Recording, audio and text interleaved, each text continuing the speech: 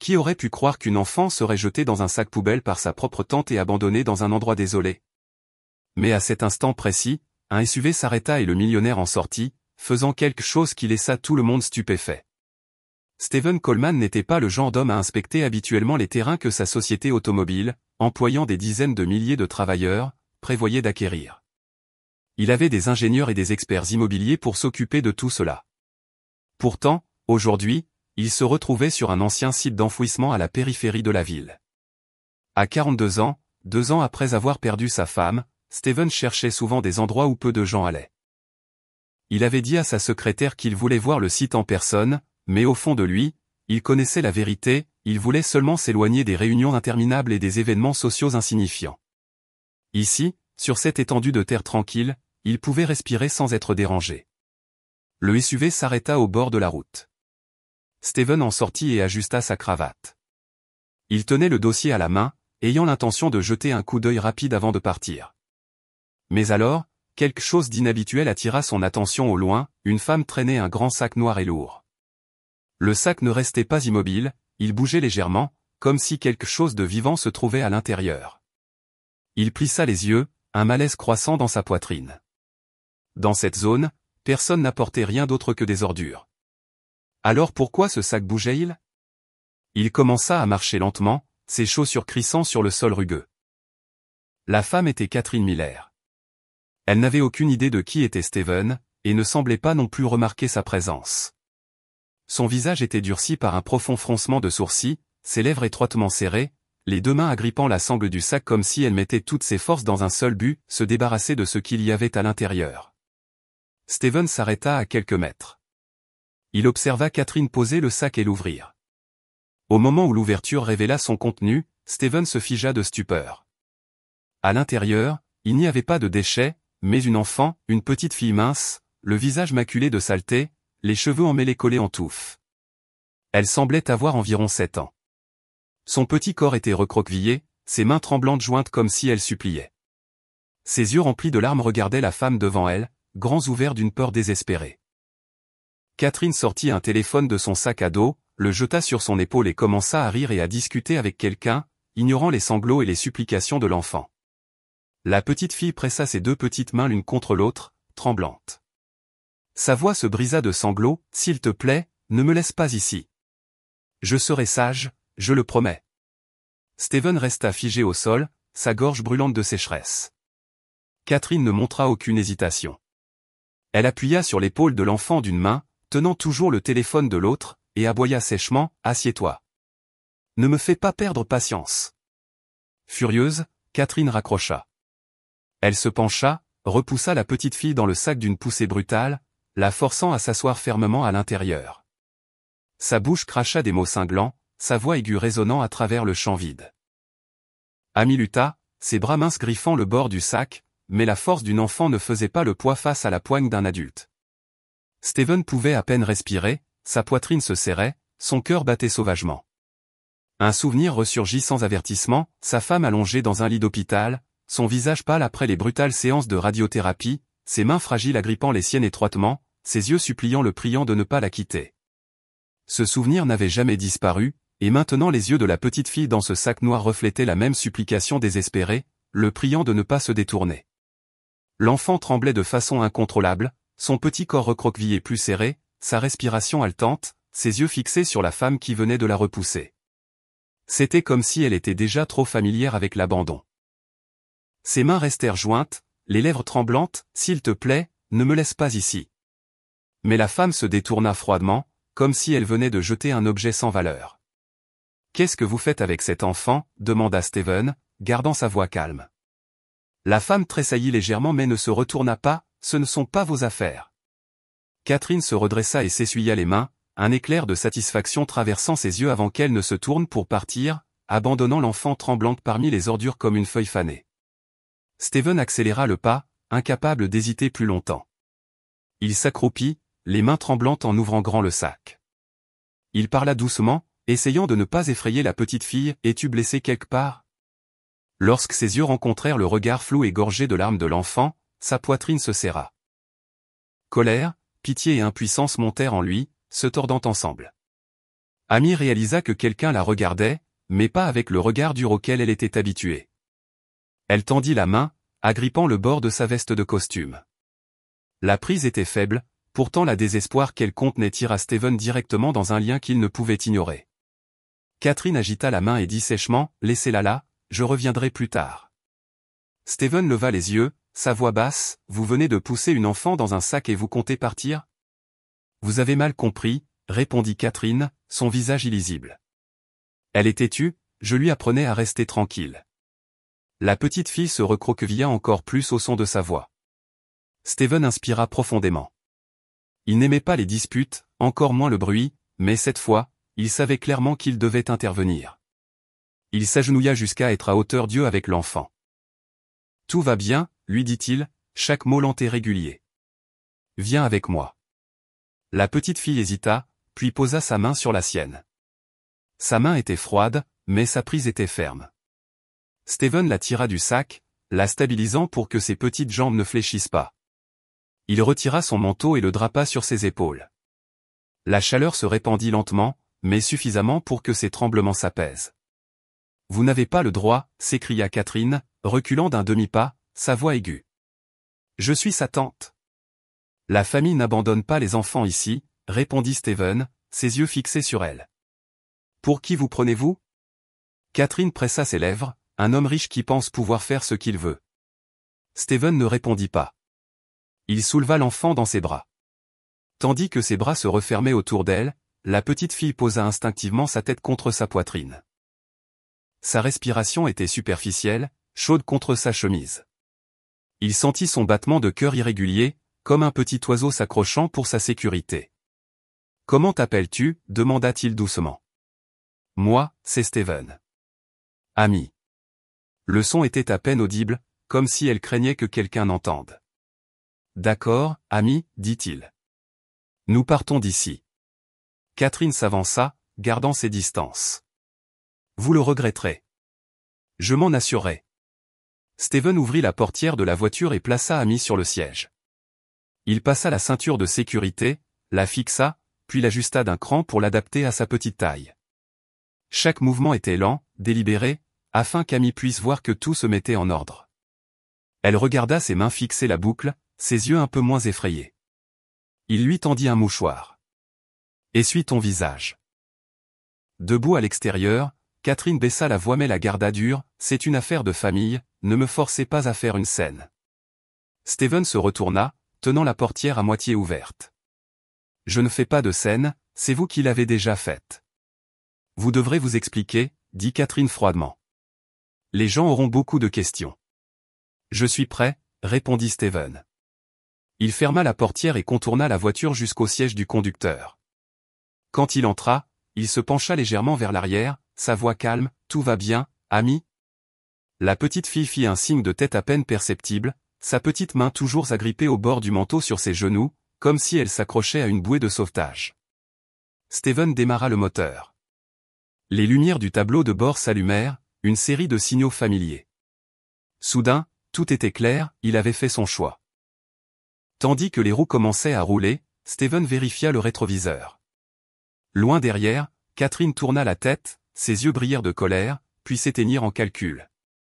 Elle resta immobile, serrant le sac vide comme si elle avait perdu quelque chose qu'elle refusait d'admettre. Steven comprit que ce n'était pas fini, mais il ne se retourna pas. Devant, la route s'ouvrait large, et sur le siège arrière, une vie fragile venait d'être arrachée au bord de l'abandon. Il posa fermement sa main sur le volant, avançant, embrassant le tournant de son chemin sans aucune intention de faire marche arrière. La voiture tourna dans l'allée pavée de pierre devant le portail. Des lumières dorées tombèrent sur les marches, illuminant un coin tranquille du soir. Steven coupa le moteur et inspira longuement. Il se tourna vers le siège arrière. Amy était toujours recroquevillée, ses mains agrippant le bord de son manteau sur ses genoux, les yeux grands ouverts mais clignant à peine. « Nous sommes arrivés, » dit Steven d'une voix basse. « Tu n'as pas à t'inquiéter. » Amy regarda autour d'elle sans parler. Ses lèvres étaient devenues pâles de tension. Quand il ouvrit la portière et la souleva, son petit corps se raidit instantanément, comme si elle se préparait à quelque chose d'invisible. Celle qui ouvrit la porte principale était Helen Scott. Elle travaillait dans cette maison depuis plus de 15 ans, bien avant la naissance de Pamela. Hélène avait la cinquantaine, ses cheveux gris soigneusement attachés, sa silhouette robuste, mais ses mains étaient toujours délicates et chaleureuses. Le chagrin d'avoir perdu son fils unique à cause de la maladie des années auparavant persistait encore dans ses yeux, rendant son regard sur les enfants plein de tendresse et de tristesse. Monsieur, Hélène hésita en voyant la petite fille dans les bras de Steven. C'est une enfant que je ne pouvais pas laisser dehors, répondit Steven brièvement, sa voix ne laissant aucune place aux questions. Préparez une chambre et de l'eau chaude. Hélène hocha la tête, ses yeux clignotant un instant. Elle connaissait sa nature, une fois qu'il avait décidé, il n'y avait pas de retour en arrière. Steven se pencha, ayant l'intention de confier Amy aux soins d'Hélène. C'est Madame Hélène, expliqua-t-il. Elle va t'aider à te nettoyer. Hélène sourit gentiment, tendant la main vers Amy, mais aussitôt Amy se pressa plus fort contre la poitrine de Steven, ses petites mains agrippant le col de sa chemise, sa tête secouant fort, ses yeux brillant d'une peur crue et nue. Steven se figea. Il pouvait clairement entendre les battements de son cœur contre sa propre poitrine. Il comprit qu'à cet instant, Amy ne pouvait supporter de toucher personne d'autre que lui. Tout va bien, adoucit Hélène sa voix. Laissez-la prendre son temps. Je vais préparer l'eau dans la chambre. Steven fit un léger signe de tête, portant Amy à travers le large hall. Au deuxième étage, Pamela se tenait derrière la balustrade. Elle avait 7 ans, mince, les cheveux attachés haut, les yeux si semblables à ceux de sa mère. Regardant en bas, elle vit son père porter une étrange petite fille à travers le hall. Un instant, elle voulut crier « Papa », mais le son resta coincé dans sa gorge. La scène donnait l'impression que son père venait de trouver quelque chose de si important qu'il ne pouvait pas détourner le regard. Pamela se sentit repoussée, comme si la lumière brillait sur un autre visage que le sien. Elle se retourna et se glissa doucement dans sa chambre, refermant la porte doucement derrière elle. Sa poitrine brûlait d'un sentiment qu'elle ne pouvait nommer, que ce soit de la jalousie ou de la peur, elle ne le savait pas. Elle ne ressentait qu'une vive douleur gonflant à l'intérieur. Dans la chambre d'Amy, Steven plaça Amy sur le lit. La pièce était lumineuse et impeccable, mais Amy ne regarda autour d'elle qu'avec méfiance. Elle serrait toujours le vieil ours en peluche dans ses bras, usé et effiloché, mais tenu comme un trésor. Hélène posa une bassine d'eau chaude près du lit. Il y a des serviettes et des vêtements propres ici. Tu peux le faire toi-même, personne ne te forcera. Elle regarda directement dans les yeux d'Amy, les siens stables et patients.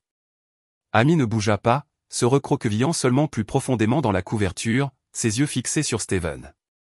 Tu n'as pas à avoir peur, dit Steven en s'asseyant près du lit. Il desserra l'écharpe autour de son cou et la plia soigneusement à côté d'elle. Personne ici ne te fera de mal. Amy se mordit la lèvre, ses yeux vacillants, mais ne dit rien. Hélène sortit discrètement et referma la porte derrière elle. Elle savait que certaines blessures ne pouvaient jamais être forcées de guérir en une seule nuit.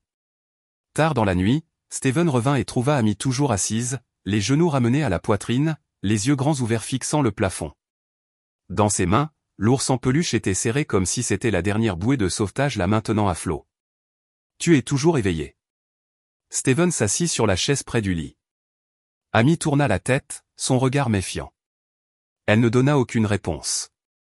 Il tira la couverture et la posa doucement sur ses épaules. Ses mouvements étaient lents, prudents, pour ne pas l'effrayer. Tout va bien, dors. Je suis juste ici. Amy bougea légèrement, ses yeux toujours tendus, mais après un moment, ses paupières commencèrent à cligner plus lentement. Steven resta assis à la regarder, une boule montant dans sa gorge. Une question résonnait en lui, serait-il assez fort pour protéger cet enfant? Il avait autrefois échoué à garder sa femme, il s'était autrefois tenu impuissant alors que l'espoir s'évanouissait, et maintenant une autre vie plaçait toute sa confiance en lui à travers la poigne d'une petite main plus tôt dans la journée, dans ses yeux effrayés ce soir. Steven, peux-tu vraiment faire ça? Se demanda-t-il silencieusement. La question resta en suspens, sans réponse. Dans le couloir, Pamela s'approcha. La porte de la chambre était restée entr'ouverte, laissant échapper une faible lueur. Elle se pencha pour regarder à l'intérieur. Son père était assis immobile près du lit de l'étrange enfant, ne voulant pas partir. Son visage semblait si doux que Pamela le trouva étrange. Une tension soudaine monta dans sa gorge, chaude et piquante. Pamela referma doucement la porte. Le léger clic résonna dans le silence. De retour dans sa propre chambre, Pamela enfouit son visage dans l'oreiller. Elle ne put retenir les larmes qui coulaient sur ses joues. Le sentiment était plus aigu maintenant, la peur que son père ne s'éloigne, la crainte que la seule place dans son cœur qui lui était réservée ne soit prise. Dans l'obscurité, Pamela se recroquevilla, laissant ses larmes tremper l'oreiller. Contre le mur, Amy était toujours éveillée, les yeux fixés sur le plafond inconnu, sa main refusant de lâcher l'ours en peluche. Dans la chambre d'Accent grave côté, Pamela pleurait doucement, craignant que son père ne l'oublie, et Steven, assis entre les deux chambres, n'avait aucune idée que sa décision d'aujourd'hui avait ouvert non seulement un tournant, mais aussi une fissure cachée au sein de sa propre famille. Le premier matin après cette nuit fatidique, dans la grande cuisine, Hélène avait préparé le petit déjeuner, un bol de porridge chaud, du lait chaud et quelques tranches de pain sucré. La lumière du porche entrait, se reflétant sur la longue table recouverte d'une nappe blanche. Pourtant, la pièce était si silencieuse qu'on pouvait entendre le cliquetis de la cuillère contre le bol. Amy était assise au bord de sa chaise, le dos raide et droit comme une corde tendue. Ses petites mains serraient fermement la cuillère, ses yeux fixés sur le bol de porridge devant elle comme si c'était un test. Elle inspira profondément, puis prit délicatement une petite cuillerée. Au moment où le porridge toucha ses lèvres, tout son corps trembla. Elle avala douloureusement, lentement, comme si chaque bouchée nécessitait une permission invisible avant de pouvoir descendre. Hélène s'approcha discrètement et posa une assiette de fruits à côté de la petite fille. Ce petit geste fit tressaillir Amy instantanément, ses épaules se contractant, ses yeux se rétrécissant comme si elle se préparait à une réprimande. Sa main faillit laisser tomber la cuillère. Steven était assis en face d'elle, observant, sa poitrine se serra. À cet instant, le souvenir de sa femme à l'hôpital ressurgit. Il se rappela les longs jours passés à son chevet, la nourrissant cuillerée par cuillerée, chaque gorgée la faisant grimacer, luttant contre la toux, sa gorge mince tremblante. Il s'était autrefois senti impuissant en voyant la vie être consumée par la douleur, et maintenant, voir Amy trembler devant un bol de porridge le déchirait de la même manière. « Prends ton temps pour manger, » dit Steven, sa voix basse et régulière. Amy leva les yeux, ses yeux clignotants de confusion, puis fit un petit signe de tête. Elle baissa à nouveau la tête et continua à manger, mais ses mouvements étaient toujours prudents, comme quelqu'un terrifié par la punition. De petits pas résonnèrent dans l'escalier. Pamela apparut. Elle avait 7 ans, mince, vêtue d'une chemise de nuit rose pâle, ses cheveux étaient soigneusement attachés en arrière, ses yeux encore lourds de sommeil. Mais au moment où elle descendit, Pamela vit son père se pencher, observant Amy avec une attention particulière. Son regard était doux, chaque geste envers cet enfant inconnu frappant le cœur de Pamela d'une douleur qu'elle ne pouvait expliquer. « As-tu bien dormi, Pamela » demanda Steven en levant la tête. « Très bien » répondit Pamela rapidement, puis se glissa dans la chaise en face de lui. Elle se pencha, arrachant à la hâte un morceau de pain de son assiette. Sa voix semblait calme, mais elle portait une trace de froideur. Le petit déjeuner se déroula en silence. Seul le cliquetis des cuillères contre les bols et les faibles murmures d'instructions d'Hélène pouvaient être entendus. Amy mangeait toujours lentement, de petites bouchées, chaque cuillerée portée à sa bouche les yeux baissés, comme si elle attendait l'approbation pour continuer. Pamela la regardait, ressentant à la fois pitié et irritation.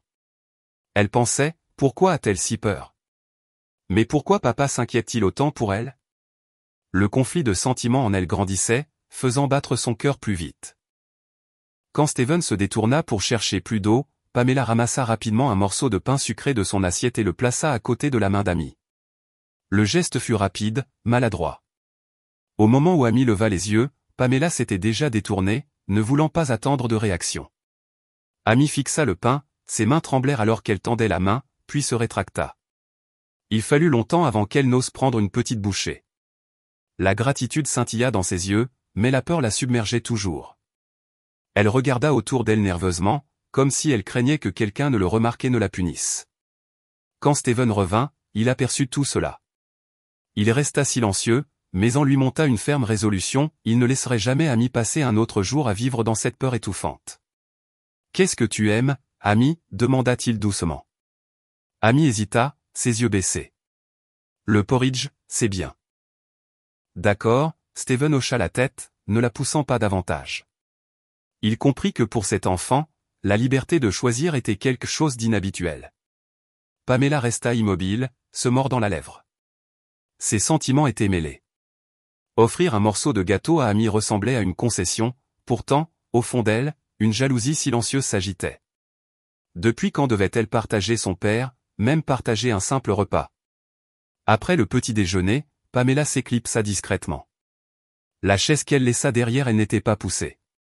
Steven la regarda partir, son regard s'attardant. Il le vit clairement, Pamela se retirait dans le silence. Dans le jardin, il s'assit sur le banc en bois. La rosée du matin s'accrochait encore à l'air, laissant un frisson.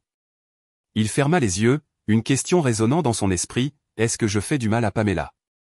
Une silhouette s'approcha. Hélène posa une tasse de café fumante devant lui. Monsieur, je crois que Pamela est triste. Elle ne sourit plus autant qu'avant. Je sais, Steven soupira. Il serra la poignée de la tasse. Je ne sais juste pas comment les faire se sentir toutes les deux en sécurité. Hélène répondit lentement, chaque enfant a besoin de vous d'une manière différente. Pamela a besoin d'être sûre qu'elle est toujours le centre de votre monde, et Amy a besoin d'apprendre à croire qu'elle ne sera plus jamais abandonnée. Steven ne répondit pas. Il resta silencieux pendant un long moment, comme s'il avalait chaque mot. Cet après-midi-là, Pamela descendit une vieille boîte à jouets dans le salon. Quand elle vit Amy assise dans le coin, serrant son ours en peluche, elle s'arrêta un instant. Elle hésita, puis posa une poupée sur la table, la poussant légèrement vers Amy.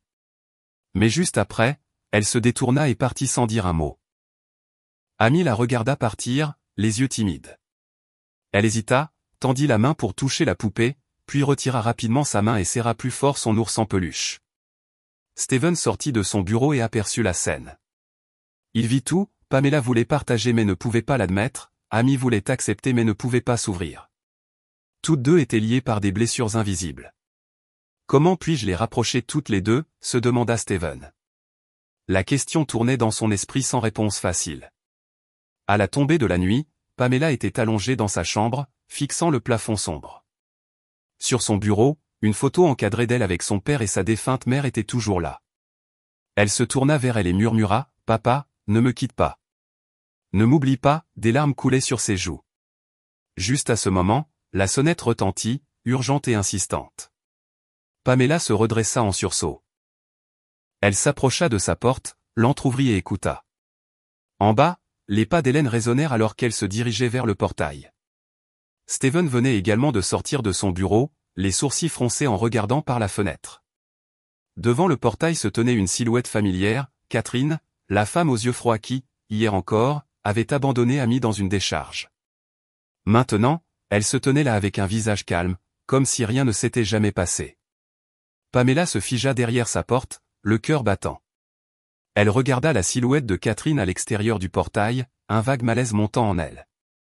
Et Steven serra fermement la poignée de la porte, sachant pertinemment que ce qu'il pensait être terminé n'avait en réalité que commencé.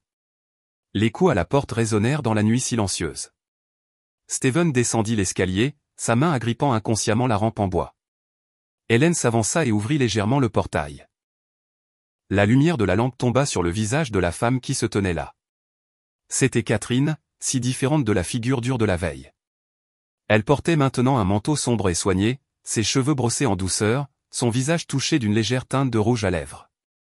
Un doux sourire courbait ses lèvres, la faisant ressembler à une tante attentionnée rendant une visite tardive à sa nièce. « Steven », Catherine parla doucement. « Je pense que nous devons parler. L'autre jour, il y a peut-être eu un malentendu. » Steven garda ses yeux froids, sa voix lente, « Pourquoi êtes-vous ici ?»« Pour voir Amy », répondit Catherine aussitôt, son ton doux comme du miel. « Je ne peux pas être tranquille sachant que ma nièce est ici sans explication. Je me suis occupé d'elle, je l'ai aimée.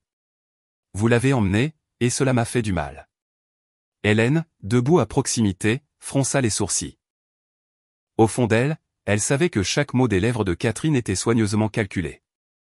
Mais le regard de Steven resta fixe, inflexible et glacial. « Vous appelez ça prendre soin d'elle ?» demanda-t-il d'une voix rauque. « Vous l'avez laissée à la décharge. » Catherine soupira, secouant la tête comme si elle était injustement accusée. « Steven, vous n'avez vu qu'un instant. Vous n'avez pas vu à quel point j'ai essayé. Amy est têtue, provocante, elle n'écoute pas. J'ai perdu mon sang-froid, mais c'était parce que j'étais épuisé. Je suis humaine, pas une sainte. » Steven était sur le point de l'interrompre, mais elle était déjà entrée, se déplaçant tranquillement comme si la maison lui appartenait. Dans le salon, Amy serrait fermement son ours en peluche. Le bruit des chaussures tapant le sol la fit trembler. Quand elle reconnut le visage de Catherine, Amy se recroquevilla instantanément, les yeux grands ouverts. Elle se réfugia dans le coin du mur, ses épaules tremblantes, ses petites mains serrant l'ours jusqu'à le déformer. « Amy, ma chérie », la voix de Catherine était douce alors qu'elle s'approchait. « N'aie pas peur. Je suis désolé d'avoir élevé la voix hier, c'était toute ma faute. Je ne voulais que le meilleur pour toi. Ça suffit. » Steven s'interposa devant Amy, la protégeant. Sa voix baissa. « Ne faites pas un pas de plus. » Catherine s'arrêta, mais son sourire ne s'effaça pas. Elle le regarda avec une expression mêlant reproche et tendresse. « Pensez-vous que je suis cruelle ? Je l'ai élevée depuis la mort de ma sœur. Je l'ai nourrie, envoyée à l'école, réconfortée quand elle était malade. Si vous aviez vu cela, vous sauriez que je ne suis pas la tante sans cœur que vous croyez. » Amy était assise tremblante dans le coin, secouant légèrement la tête, des larmes coulant sur ses joues.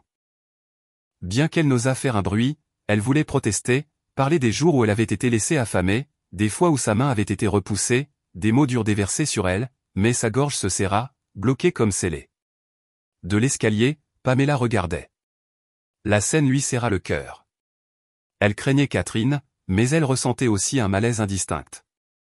Son père se tenait ferme, protégeant Amy, tandis qu'elle ne regardait que de loin. La peur que son père ne la quitte remonta. Mais en même temps, Pamela voyait en lui une fermeté qu'elle n'avait jamais vue auparavant. « Vous savez, » continua Catherine, ses yeux brillants comme si elle était sur le point de pleurer. « Vous m'avez brisé le cœur. Je l'ai élevé, et pourtant vous l'avez emmené. Vous êtes un étranger, quelqu'un qui n'a rien à voir avec l'enfant. Réalisez-vous ce que les gens penseront ? Ils diront que vous l'avez volé à sa famille. » Steven garda sa voix calme, mais ses yeux étaient aussi tranchants que des lames. « Vous n'avez pas le droit de prononcer le mot famille quand c'est vous qui l'avez abandonné. » Le sourire sur les lèvres de Catherine se raidit un instant, mais elle retrouva rapidement son calme. « Vous comprenez mal. Je voulais seulement qu'elle se souvienne de la leçon d'obéissance.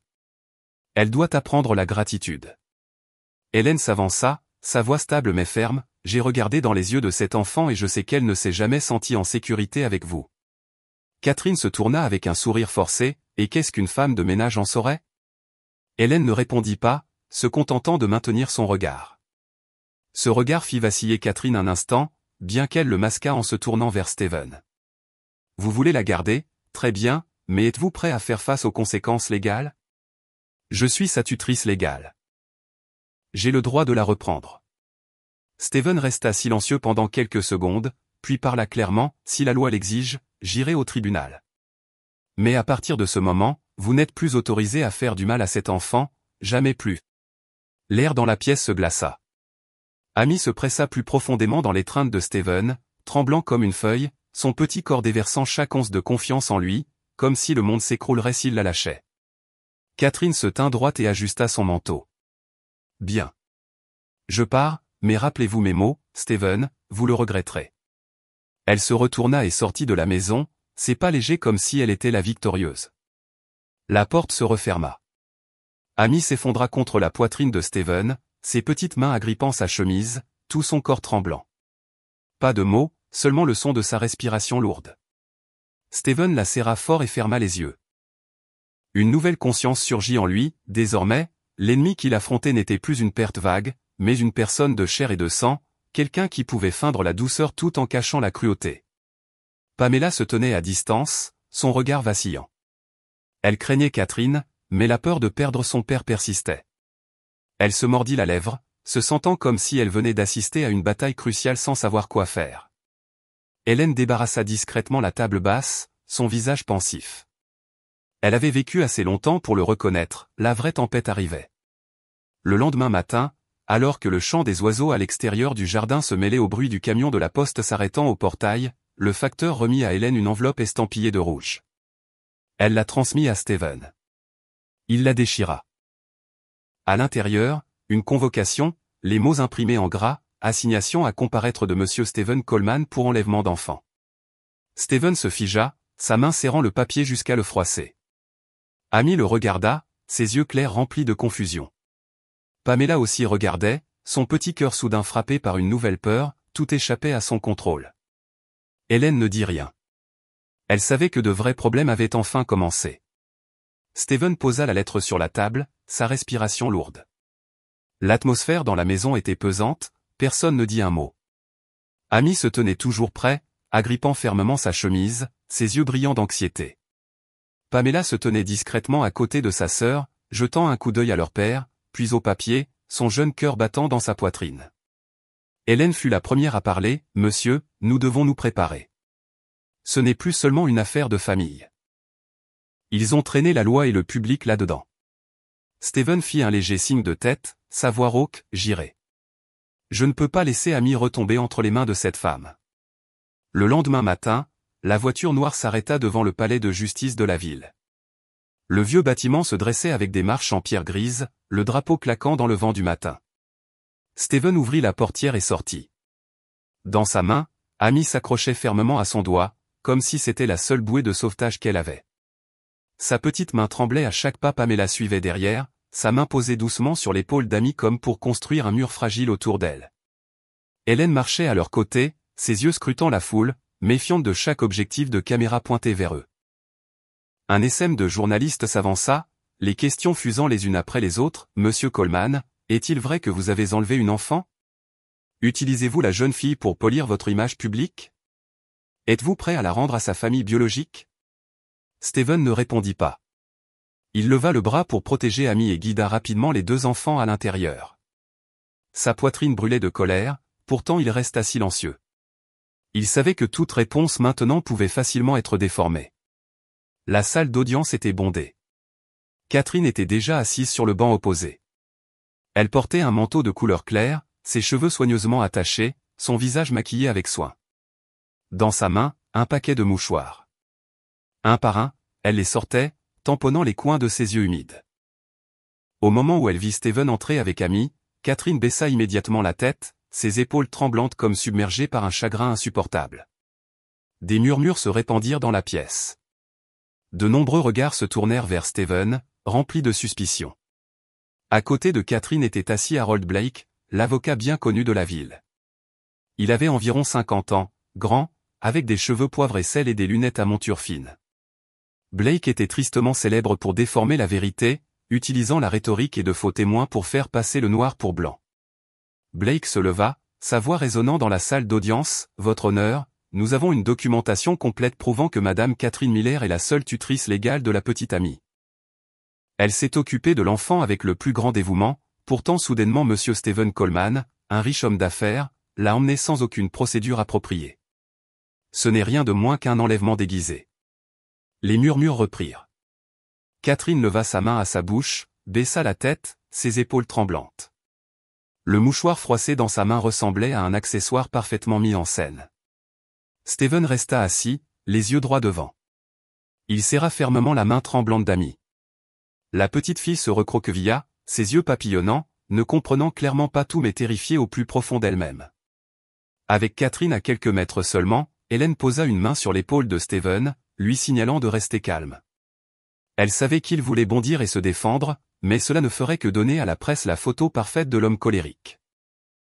Blake sortit une pile de papiers. « Voici les dossiers hospitaliers prouvant que Madame Catherine a autrefois emmené Amy voir un médecin, des reçus de scolarité et des déclarations écrites de voisins affirmant qu'elle s'est occupée de l'enfant avec dévouement. Votre honneur, chacun de ces documents est vrai. » Quelques personnes dans la salle d'audience hochèrent la tête, les journalistes griffonnaient frénétiquement. Steven regarda la pile, sa poitrine se tordant.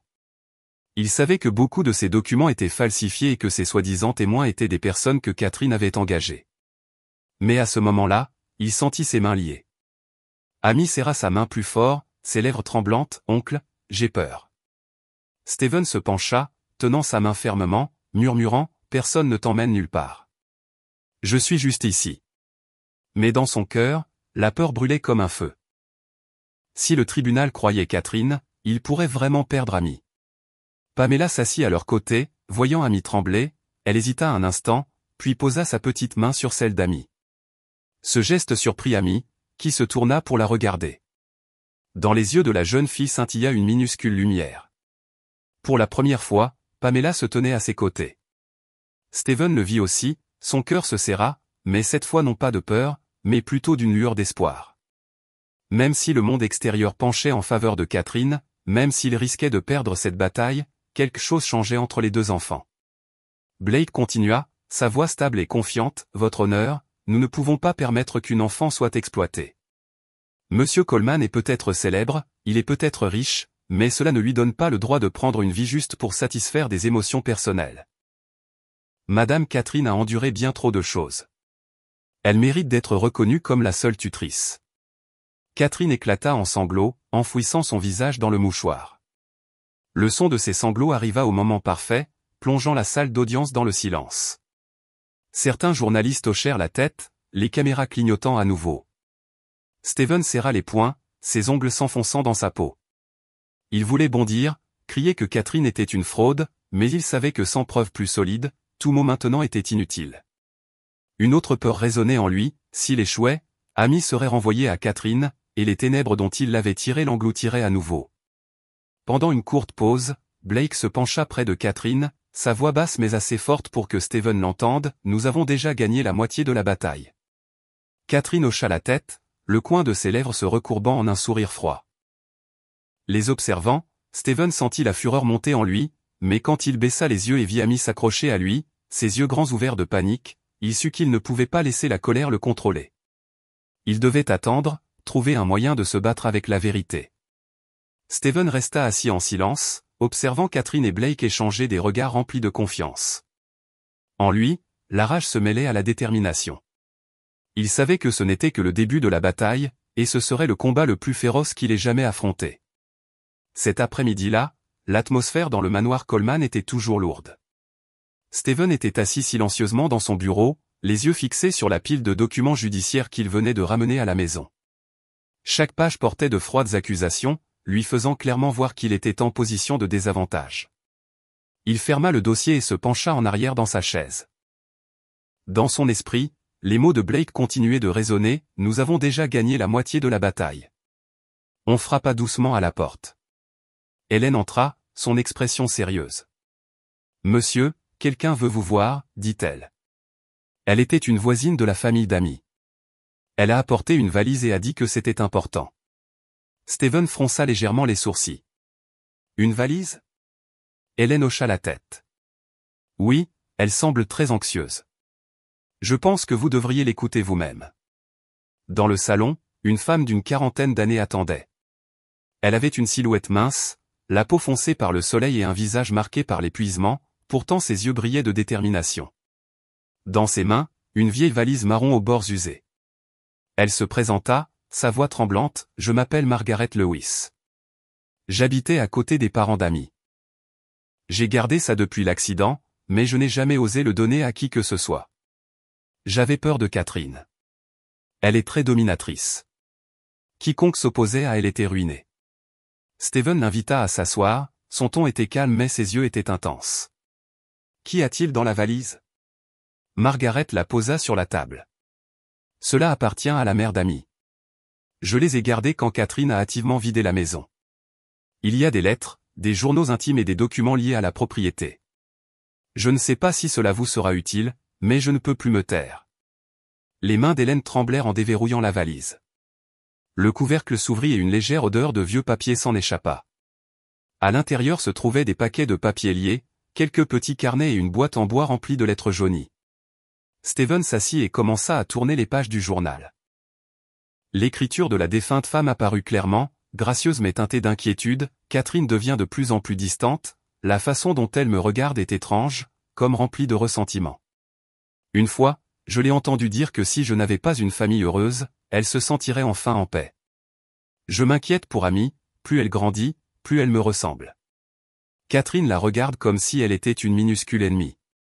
J'ai peur qu'un jour, quand je serai parti. » Steven s'arrêta, sa main serrant fermement la page, sa poitrine se serrant. Chaque mot coupé comme un couteau. Il eut l'impression d'entendre la voix d'une mère du passé, envoyant sa peur et sa supplication d'aide dans le futur. Hélène s'assit à ses côtés, ses yeux rouges de larmes. Oh mon Dieu, elle avait tout pressenti. Margaret hocha la tête, sa voix étranglée, « j'ai vu Catherine s'emporter de nombreuses fois, mais personne ne me croyait. Elle est intelligente devant les étrangers. J'espère juste que vous pourrez utiliser ce qu'il y a dans cette valise pour protéger la petite fille. » Dans le coin de la pièce, Amy était recroquevillée sur le canapé, serrant son ours en peluche déchiré, ses yeux grands ouverts suivaient chaque mouvement, perplexe en voyant les larmes de Steven briller. Elle ne comprenait pas entièrement, mais son petit cœur pouvait le sentir, dans cette valise se trouvait quelque chose d'important, comme un bouclier invisible de son côté.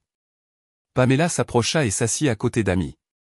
Elle ne parla pas, plaça seulement doucement sa petite main sur celle d'Amy.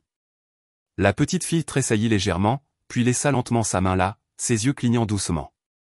Pour la première fois, les deux enfants étaient assises proches l'une de l'autre en silence, sans distance entre elles. Steven leva les yeux, son cœur s'enflammant d'une nouvelle détermination. Il savait que cette valise n'était pas seulement une preuve, mais aussi un héritage d'amour maternel, une voix qui ne pourrait jamais être réduite au silence. Il murmura à Hélène, « Nous la garderons précieusement. Cela pourrait être la clé. » Ce soir-là, tout le manoir fut plongé dans le silence. Steven resta dans son bureau, étalant les lettres sur le bureau. Chacune enregistrait en détail les fois où Catherine avait outrepassé les bornes, les peurs qui ne pouvaient être partagées avec personne. Il ferma les yeux, entendant dans son esprit la voix de sa défunte femme alors qu'elle était allongée dans son lit d'hôpital, sa main tremblante agrippant la sienne, « N'abandonne pas Pamela, ne la laisse pas souffrir. » Maintenant, il comprenait clairement que la responsabilité sur ses épaules n'était pas seulement pour Pamela, mais aussi pour Amy, l'enfant qui avait été abandonné mais qui méritait toujours protection.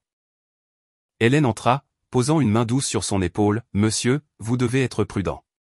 Catherine ne lâchera rien, et Blake est bien trop rusé. Mais avec ces preuves, au moins, nous avons une chance. » Steven hocha la tête, ses yeux résolus, « Je ne les laisserai pas gagner. » Pendant ce temps, dans leur chambre, Pamela et Amy étaient allongées côte à côte. Pamela la regarda, hésita un instant, puis demanda doucement, « As-tu peur ?» Amy fit un léger signe de tête, ses yeux remplis de larmes, « J'ai peur que tante me prenne. » Pamela serra sa main fermement, « Je ne te laisserai pas partir. Papa non plus. » Amy regarda Pamela et, un bref instant, une lueur de confiance apparut dans ses yeux. Pour la première fois, les deux enfants trouvèrent un terrain d'entente, la peur de perdre leur seule source de soutien. Tard dans la nuit, Steven venait de fermer la porte du bureau quand Hélène accourut, tenant une télécommande à la main. « Monsieur, vous devez voir les nouvelles. » L'écran de télévision s'éclaira. Catherine apparut dans une émission d'interview en direct. Elle portait des vêtements simples, son visage était chagriné, sa voix étranglée par l'émotion, « Je ne suis qu'une tante impuissante. J'ai perdu ma sœur dans un terrible accident et maintenant ma nièce m'a également été enlevée. Je n'ai ni pouvoir, ni richesse, seulement le cœur d'une tante qui aime sa nièce. Mais Steven Coleman, un millionnaire riche et puissant, m'a enlevé ma nièce. S'il vous plaît, comprenez, je veux seulement protéger ma famille. » Le journaliste hocha la tête avec sympathie, tandis que les téléspectateurs inondaient l'écran de commentaires condamnant Steven. Il était dépeint comme un exploiteur, tandis que Catherine apparaissait comme une victime pitoyable. Steven resta immobile, le sang bouillant dans ses veines. Hélène serra les poings, furieuse, elle trompe le public. À l'étage, Pamela ouvrit sa porte et entendit tout. La peur obscurcit ses yeux alors qu'elle jetait un coup d'œil vers la chambre d'Amy. Une pensée aiguë résonna en elle, si le public croyait Catherine, alors Amy ne serait jamais en sécurité. Le regard de Steven se fixa sur l'écran de télévision, où Catherine versait de fausses larmes et Blake était assis à ses côtés, ses yeux froids remplis de calcul. La nation entière commençait à se retourner contre lui, et dans le cœur de Steven, une question douloureuse montait, la vérité sera-t-elle assez forte pour lutter contre ce mensonge? Le lendemain matin, dès que Steven entra dans le hall de l'entreprise, tous les regards se tournèrent vers lui avec une expression étrange. Les employés ne le saluaient plus avec leur respect habituel. Au lieu de cela, certains baissaient la tête pour murmurer tandis que d'autres évitaient son regard, comme si un simple coup d'œil pouvait les entraîner dans un scandale.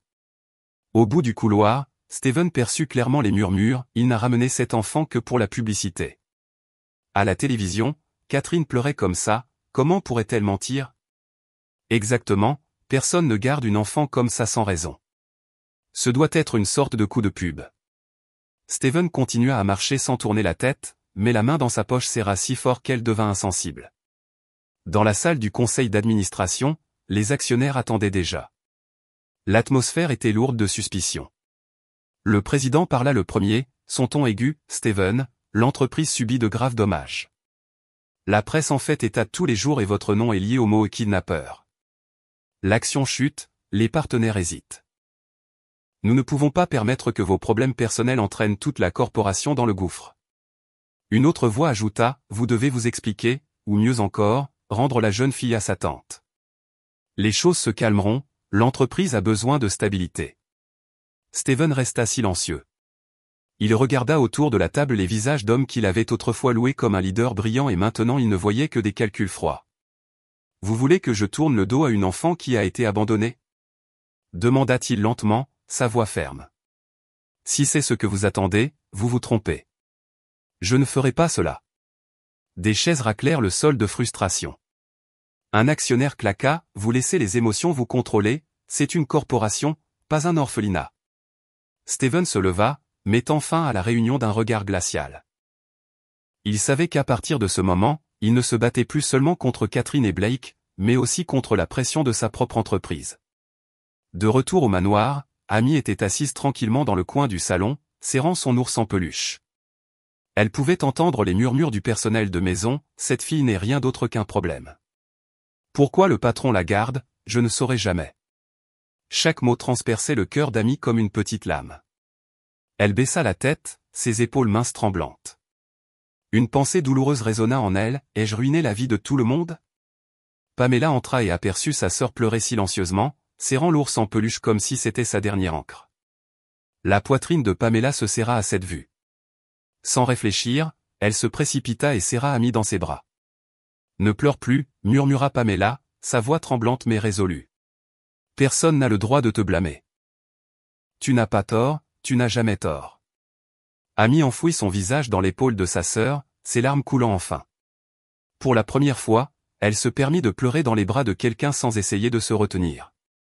Pamela resta immobile, sa petite main frottant doucement le dos de sa sœur. En elle grandissait une étrange nouvelle force, une détermination qu'elle n'avait jamais ressentie auparavant, « Je la soutiendrai quoi qu'il arrive. » Depuis le pas de la porte, Hélène regardait les deux enfants, son visage adouci, ses yeux brillants. Montant en elle était une puissante conviction, la vérité ne peut rester cachée éternellement, tôt ou tard, elle éclatera au grand jour. Ce soir-là, Steven rentra chez lui après une longue journée fatigante. Il s'assit dans son bureau, alluma la lampe de bureau et se frotta les tempes. Sur le bureau, la vieille valise de Margaret était toujours là, les lettres et son journal n'ayant pas encore été présentés au tribunal. Il savait que cette preuve était importante, mais il comprenait aussi que pour vaincre Blake et Catherine, il lui faudrait plus. On frappa à la porte. Hélène entra, suivie d'un jeune homme mince, portant un sac à dos et un appareil photo. « Patron, » dit Hélène, « c'est Daniel Reed, un journaliste indépendant. Il dit qu'il a quelque chose pour vous. » Steven leva les yeux fatigués. Daniel semblait avoir 25 ans, avec des cheveux bruns courts et un visage déterminé qui montrait encore une trace de nervosité. Il inclina la tête en guise de salutation, « Monsieur Coleman, je sais que ma venue sans préavis était abrupte, mais j'ai apporté ce dont vous avez besoin. » Steven fronça les sourcils, « Qui êtes-vous et pourquoi devrais-je vous faire confiance ?» Daniel posa une petite clé USB sur le bureau, « Je ne vous demande pas de me faire confiance tout de suite, mais c'est une vidéo de Catherine acceptant un pot de vin pour falsifier des documents de garde. Quelqu'un à l'intérieur du tribunal me l'a donnée, mais j'ai eu peur de la rendre publique par crainte de représailles. Je crois que vous êtes celui qui en a le plus besoin. » L'air dans la pièce devint lourd.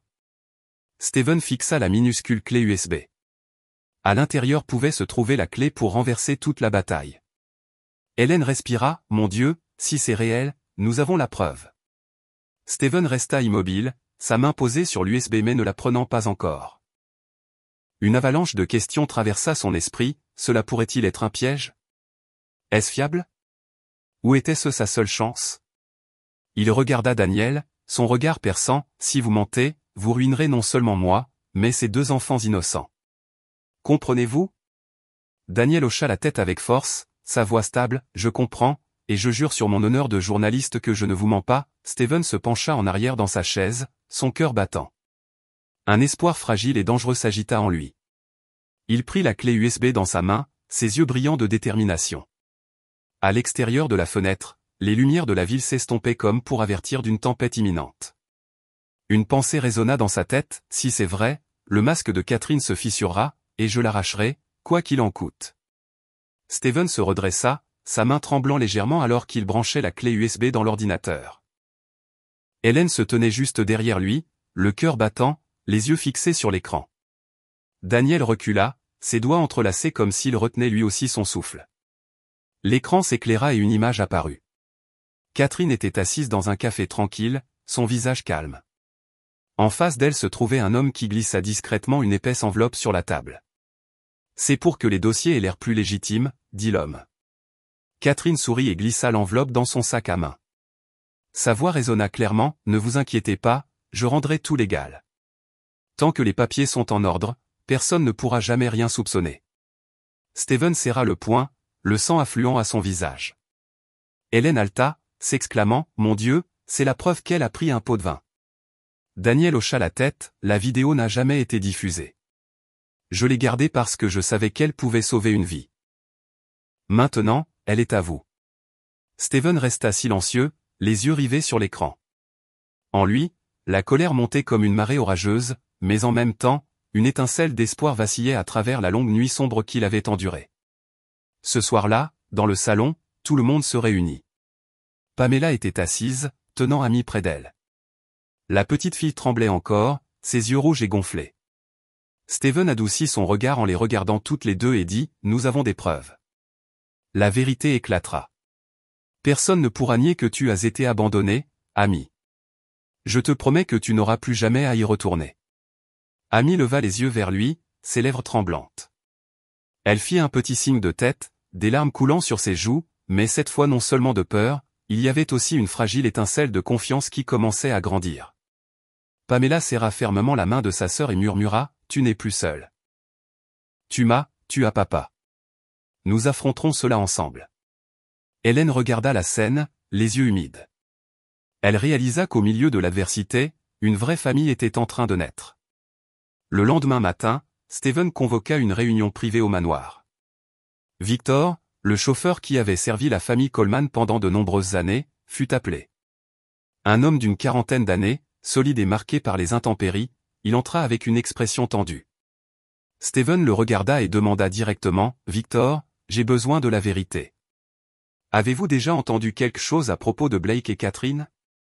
Victor hésita un long moment, puis rencontra le regard de Steven, « Monsieur, je n'ai pas parlé plus tôt parce que j'avais peur des conséquences, mais je ne peux plus me taire.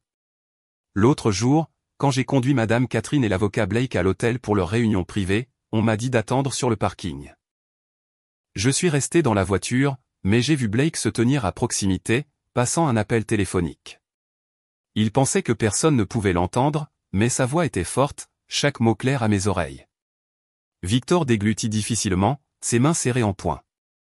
Il a dit que nous devions nous débarrasser d'Amy dès que possible, puis il a ri et a dit que nous avions jeté la fille à la poubelle, qui aurait cru qu'un millionnaire interviendrait pour la sauver. Il a également souligné que si nous ne récupérions pas la fille, tout le plan serait exposé. La pièce devint lourde. Steven resta assis en silence, sa respiration rapide. Hélène couvrit sa bouche, horrifiée. Pamela resserra sa prise sur Amy comme si elle craignait que quelqu'un ne vienne arracher l'enfant. Victor inclina la tête, sa voix basse, « Je sais, je ne suis qu'un chauffeur, mes mots sont aussi petits qu'un grain de sable dans le désert, mais je jure par toutes les années que j'ai travaillé pour lui que ce que j'ai entendu est la vérité. » La pièce était silencieuse. Amy trembla à ces mots, sa main agrippant le bord de la chemise de Pamela. Une vieille peur ressurgit, mais cette fois, la main d'une sœur la tenait et ne la lâcherait pas. Pamela la regarda, les yeux fermes, comme pour dire, « Personne ne te touchera plus. » Steven ferma les yeux et inspira profondément. Chaque détail raconté par Victor le frappa comme un marteau. « Êtes-vous sûr ?» demanda-t-il. Victor hocha la tête, « Je le jure. » Hélène posa sa main sur la table, son ton stable, « Nous avons donc deux preuves, la vidéo et un témoin vivant. Ce n'est plus seulement de l'espoir, c'est une réelle opportunité. » La nuit tomba. Amy était assise sur son lit, serrant son ours en peluche, fixant le plafond. Un sentiment étrange montait en elle, les adultes autour d'elle se battaient pour elle, mais la peur persistait qu'avec une seule erreur, tout s'effondre et qu'elle soit ramenée dans l'obscurité. Pamela grimpa sur le lit et la serra dans ses bras. Dors, Amy, demain les choses seront différentes. Amy cligna des yeux et murmura, Tu ne me quitteras pas, n'est-ce pas? Pamela la serra plus fort, sa voix sûre, jamais. Les yeux d'Amy s'adouciraient, pour la première fois, elle les ferma dans les bras d'une sœur. Dans son bureau, Steven était assis à son bureau, fixant la clé USB et les notes de Victor. Il savait que les présenter au tribunal déclencherait une bataille bien plus grande, mais il n'avait pas d'autre choix. Demain, murmura-t-il, je déposerai tout. Hélène se tenait à ses côtés et hocha légèrement la tête. Patron, vous êtes sur la bonne voie, mais soyez prudent. Blake n'est pas facile à gérer. Steven esquissa un sourire froid. S'il est déjà dénué d'humanité, je lui montrerai le poids de la vérité. Au même moment, dans un bureau luxueux du centre-ville, Catherine et Blake étaient assis face à face. Une lumière tamisée éclairait leurs visages confiants alors que leur discussion s'animait. Blake perdit soudain le contrôle, sa voix plus aiguë que d'habitude. Cette fille aurait dû disparaître dès le début. Si ce n'était pas pour ce millionnaire qui s'en mêlait, nous aurions terminé le travail il y a longtemps. Personne ne remarqua que dans le coin, un membre du personnel débarrassait des verres. La personne se figea un instant, puis sortit discrètement un téléphone et appuya sur enregistrer. Dans l'obscurité, un nouveau fichier audio fut sauvegardé.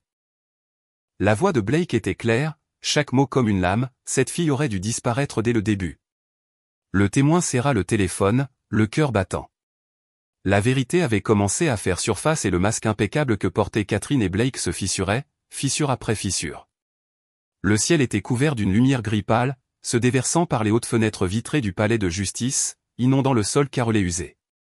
Des foules se déversaient dans la salle d'audience, bruyante comme une sombre fête. Caméras et microphones se bousculaient, chaque regard fixé sur les deux parties opposées. Steven entra, son costume impeccablement pressé, mais son visage lourd de tension. Il tenait fermement la petite main d'Amy. La petite fille restait près, chaque pas lent et hésitant, sa respiration rapide et superficielle. Pamela marchait à ses côtés, ses yeux porteurs d'une détermination bien au-delà de son âge, une main fermement posée sur l'épaule de sa sœur, comme pour dire « Je suis là ». Hélène suivait juste derrière, serrant la vieille valise contre sa poitrine, le seul ancrage qui leur restait. Sur le banc opposé, Catherine apparut. Elle portait un manteau noir, ses cheveux ébouriffés juste assez pour suggérer un effondrement. Son visage était pâle, ses yeux rouges et gonflés, un mouchoir froissé à la main. Chaque geste rayonnait d'une fausse tristesse, pourtant au fond de son regard vacillait une étincelle confiante, comme quelqu'un qui connaissait déjà sa victoire. À ses côtés, Blake ajusta sa cravate et marcha avec aisance. Il s'inclina devant le juge, puis commença à organiser ses papiers, l'arrogance clairement inscrite sur son visage. La juge Margaret Lane était assise en hauteur sur le banc, son expression sévère. Elle avait la cinquantaine, ses cheveux gris soigneusement attachés, ses yeux vifs aiguisés par des années d'expérience. Elle était réputée juste, inébranlable par l'opinion publique, mais Steven comprenait que même le juge le plus intègre exigeait une preuve irréfutable. Le marteau frappa 3 fois, la salle d'audience se tut. La cour est maintenant en session, la voix de la juge Lane résonna, claire et décisive. Blake se leva pour parler, ses mots coulant dans un flot confiant. Votre honneur, ma cliente Madame Catherine est la tante biologique d'Amy. Elle a élevé cet enfant depuis le jour où ses parents sont décédés. Elle a sacrifié sa santé et sa vie personnelle pour donner à sa nièce amour et soin. Pourtant, Monsieur Steven Coleman, un parfait étranger, a pris sur lui d'enlever l'enfant, perturbant ce qui était autrefois une vie stable. Nous avons des témoins, nous avons des documents légaux et nous avons la vérité de notre côté. Un homme fut appelé à la barre des témoins. Il parla avec une ferme conviction, j'habite près de Madame Catherine. Je l'ai vu s'occuper de l'enfant, repas, coucher, tout. Je n'ai jamais été témoin d'aucun abus. Des murmures se répandirent dans la salle d'audience. Beaucoup de gens hochèrent la tête, leurs yeux penchant du côté de Catherine. Amy resserra sa prise sur la main de Steven, ses yeux remplis de larmes, son petit corps tremblant comme si chaque mensonge prononcé était une lame coupant les souvenirs douloureux qu'elle portait. Steven posa son autre main sur la sienne, se pencha et murmura doucement, « N'aie pas peur. Je suis juste ici. » Quand la situation sembla pencher entièrement en faveur de Catherine, Hélène se leva. Elle s'avança au centre de la pièce, serrant fermement la valise dans ses mains. Sa voix devint basse mais porta à travers la salle, « Votre honneur, j'ai des preuves. » Un murmure se répandit dans la salle d'audience. Hélène ouvrit la valise et en sortit plusieurs journaux intimes et lettres manuscrites de la mère d'Amy. Le papier était jauni par l'âge, l'écriture soignée remplie de lignes imprégnées d'inquiétude. Hélène les tendit à la juge. La juge Lannes mit ses lunettes et feuilleta les pages, sa voix résonnant alors qu'elle lisait à voix haute. Catherine me regarde avec un ressentiment croissant. Je m'inquiète pour Amy, plus elle grandit, plus elle me ressemble, et Catherine ne peut cacher sa haine. J'ai peur qu'un jour, quand je ne serai plus là, l'enfant devienne une épine dans son pied. Les mots résonnèrent dans la chambre silencieuse. Catherine resta figée, sa main serrant un mouchoir, tremblante. À ce moment précis, Daniel, un jeune journaliste, s'avança avec une clé USB à la main. « Votre honneur, c'est un enregistrement vidéo de Madame Catherine acceptant un pot de vin pour légitimer les documents de garde. Il n'a jamais été rendu public, mais je crois que la vérité doit être révélée. » Le grand écran s'alluma.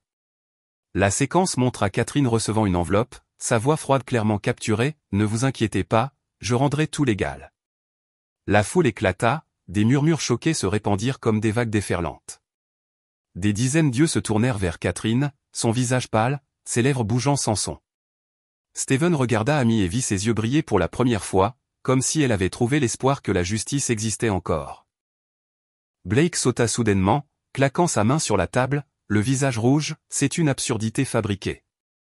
Cela ne peut être admis comme preuve valide. » Il parla trop vite, sa voix brisée par la panique, puis, dans un accès de rage, il cria sans réfléchir, « Cet enfant aurait dû disparaître dès le début.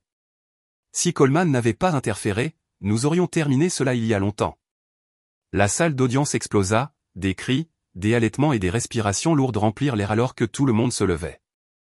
Immédiatement, l'employé du café de l'autre jour, maintenant assis parmi les témoins, s'avança, tenant un téléphone. « Votre honneur, j'ai un enregistrement audio de ces mots exacts, capturé lors d'une réunion privée. Je le soumets à la cour. » Les haut-parleurs crépitèrent et la voix de Blake résonna, chaque mot coupant comme une lame. « Cet enfant aurait dû disparaître dès le début. » Amy éclata en sanglots et se jeta dans les bras de Steven, s'accrochant à lui fermement. « Je ne veux pas être séparé de toi, papa. » Sanglota-t-elle.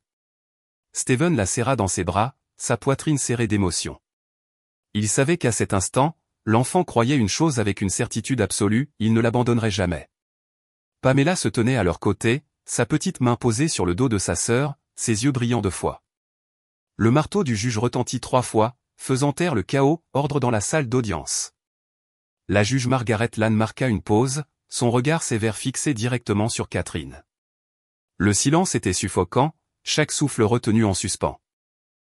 Sa voix porta à travers la salle, chaque mot pesant de gravité. La cour prendra un bref ajournement pour délibérer. La pièce tomba dans un lourd silence. Steven serra fermement les mains de ses 2 filles, son cœur battant. Catherine garda la tête baissée, les lèvres serrées, tandis que Blake essuyait la sueur froide de son front.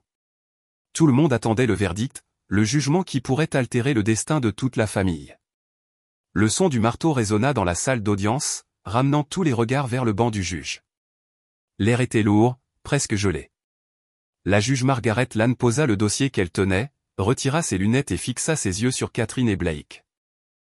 Sa voix était stable, profonde et ferme. Après avoir examiné toutes les preuves, les avoir comparées aux témoignages et en se basant sur l'enregistrement ainsi que le journal intime de la mère des enfants, la cour accorde par la présente la garde complète à Monsieur Steven Coleman. Une vague de réactions balaya la salle. Certains journalistes se précipitèrent immédiatement dehors pour passer des appels, les caméras cliquaient sans arrêt. Margaret fit une pause un instant, sa voix plus froide alors qu'elle se tournait vers Catherine. « Quant à Madame Catherine Moore, la Cour la reconnaît coupable de conduite frauduleuse, d'abus de droit de garde et d'indication de mauvais traitement. Vous êtes déchus de tous vos droits concernant l'enfant et un ordre de détention est imposé pour une enquête approfondie. » Le huissier s'avança et passa les menottes à Catherine. Le cliquetis métallique retentit, sec et définitif. Elle se débattit, hurlant, « Vous le regretterez. Cette fille est à moi. Elle est à moi. » Mais plus personne n'écoutait. Tous les regards se tournèrent vers Steven et les 2 enfants agrippés à lui. Blake tenta de s'interposer, objection. « Je ferai appel. Tout cela est fabriqué. » Margaret frappa à nouveau le marteau, le coupant. « Monsieur Blake Harrison, la Cour suspend par la présente votre licence d'exercer le droit, avec effet immédiat, en raison de fautes professionnelles et de complicité de fraude. Le visage de Blake se vida de couleur, la sueur coulant sur ses tempes alors qu'il trébuchait en arrière comme un homme tombant dans un puits sans fond. Steven s'agenouilla, serrant Amy et Pamela fortement dans ses bras. Pour la première fois, il pleura ouvertement devant la foule. Des larmes chaudes coulaient sur ses joues, mais cette fois elle ne portait plus de chagrin, seulement un soulagement. Amy s'enfouit contre sa poitrine, sanglotant, « Papa, je ne veux aller nulle part. » Steven lui tapota doucement le dos, « Tu ne vas nulle part, je te le promets. » Pamela se pencha contre son épaule, silencieuse mais les yeux rougis. La peur longtemps contenue dans son cœur sembla se dissoudre à cet instant. Leur père était là, son amour n'avait jamais faibli. Sur le chemin du retour, le vent du soir s'engouffra par les vitres de la voiture. Amy était assise au milieu, ses petites mains agrippant celles de Steven et de Pamela. Pour la première fois, ses yeux portaient un soupçon de paix, plus assombris par une peur constante. Hélène se tourna du siège avant, souriant doucement, « Enfin, cette maison aura à nouveau des rires. » Steven répondit calmement, « Non, Hélène. Maintenant, ce sera vraiment une famille. » Ce soir-là, le manoir habituellement calme était rempli de chaleur et d'agitation. Hélène avait préparé un repas plus soigneusement que jamais. Sur la table, la lumière des bougies scintillait sur la verrerie. Amy prit place, ses yeux s'écarquillant lorsqu'un bol de soupe fumante fut placé devant elle. Sa main trembla en prenant la cuillère. En un instant, des souvenirs de réprimandes pendant les repas lui revinrent, gelant sa main en l'air. Steven fit un petit signe de tête, sa voix calme et lente, « Tu peux manger à ton rythme, personne ne te grondera plus. » Amy inspira profondément, prit une petite cuillerée et la goûta. Pour la première fois, aucune voix dure ne retentit, seulement les yeux doux de ceux qui l'entouraient. Des larmes montèrent alors qu'elle avala, puis elle se tourna pour regarder Steven. Il sourit, son regard encourageant. Pamela glissa discrètement un morceau de gâteau dans l'assiette de sa sœur. Amy le regarda, hésita, puis esquissa un léger sourire, ses yeux brillants de gratitude. Dehors, sur le porche, Victor, le chauffeur de longue date, s'appuya contre un pilier, regardant à travers l'encadrement de la fenêtre. Il vit le père avec ses deux enfants assis ensemble tandis qu'Hélène s'affairait à ranger la pièce, baignée d'une lumière chaude. Un soupir de soulagement silencieux lui échappa et Victor murmura, « Au moins, enfin, ils ont vraiment un vrai foyer. » La nuit tomba et Steven était assis dans le salon, regardant les deux enfants travailler sur un puzzle. Pamela plaçait patiemment chaque pièce, et Amy gloussait chaque fois qu'une pièce s'emboîtait. Ce rire pur fit revivre son cœur. La blessure de la perte de sa femme persistait encore dans l'âme de Steven, pourtant, en regardant les deux enfants s'appuyer l'une sur l'autre, il savait que son cœur avait trouvé une nouvelle pièce manquante. Personne ne pourrait jamais remplacer le passé, mais l'amour dans le présent était suffisant pour guérir le vide. Il appela doucement, « Venez ici. » Pamela et Amy coururent vers lui, grimpant dans son étreinte. Steven les serra toutes les deux, tenant fort. Sa voix trembla mais portait une conviction ferme, « Personne ne vous abandonnera plus jamais. À partir de maintenant, nous sommes une famille. » Amy enfouit son visage contre sa poitrine et Pamela hocha la tête, ses yeux brillants d'une confiance absolue. La porte en bois se referma doucement, une lumière chaude s'échappant de l'intérieur sur le porche, repoussant l'obscurité lourde. À l'intérieur, trois âmes s'étaient trouvées, liées par l'amour et une foi qui ne pourrait jamais être brisée. Dehors, le monde était peut-être encore bruyant et les tempêtes n'étaient peut-être pas complètement passées, mais à l'intérieur de cette maison, un véritable abri avait été construit, comme une promesse éternelle. La porte se referma, la lumière s'échappant comme un vœu pour l'avenir, une nouvelle famille née de la douleur, mais plus forte que tout. Enfin, la vérité fut révélée. La tante Cruelle et son complice durent payer pour leurs actes impitoyables. La petite fille autrefois impuissante trouva enfin un nouveau foyer dans les bras d'un père adoptif bienveillant, aux côtés d'une sœur qui la soutiendrait toujours, la protégerait et partagerait ses fardeaux. Ce n'était pas seulement une victoire au tribunal, mais un triomphe de l'amour sur la tromperie, de la justice sur les machinations.